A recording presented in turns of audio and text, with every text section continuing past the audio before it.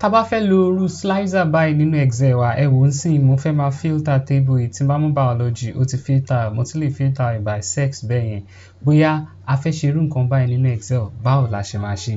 nǹkan tí mo kọ́kọ́ fẹ́ ṣe ni pé mo kọ́kọ́ fẹ́ turn n tó wà níbí báyìí a máa sọ di table a lè select ẹ̀ ká wá sọ pé format as table máa wá síbi table design mi máa sọ pé inside slicer ó béèrè pé àwọn nǹkan wo máa mú gender mo dẹ̀ ti fẹ́ lo major okay so ó ti bá mi gbé méjèèjì wá síbí báyìí sìn bóyá ro gender yẹn sìn mo sún wá bí báyìí mo ní mo reduce ẹ̀ then mo wá sọ pé column ẹ̀ kó jẹ́ méjì ẹni pé ó ti bá mi ṣe ti gender bẹ́ẹ̀ títí major náà máa tún sún wá bẹ́ẹ̀ náà máa yọ white spaces kúrò bẹ́ẹ̀ mo fẹ́ kí ẹ̀ náà jẹ́ column mẹ́rin ẹni kí mo ti ṣe yẹn náà bẹ́ẹ̀ yẹn tí n bá fà á síwájú sẹ́gbẹ̀ẹ́ kó kàn dùn wò dáadáa ẹ rí bẹ́ẹ̀ yẹn mo lè máa filter sí pé àwọn male nìkan mo fẹ́ rí ó yá female nìkan mo fẹ́ rí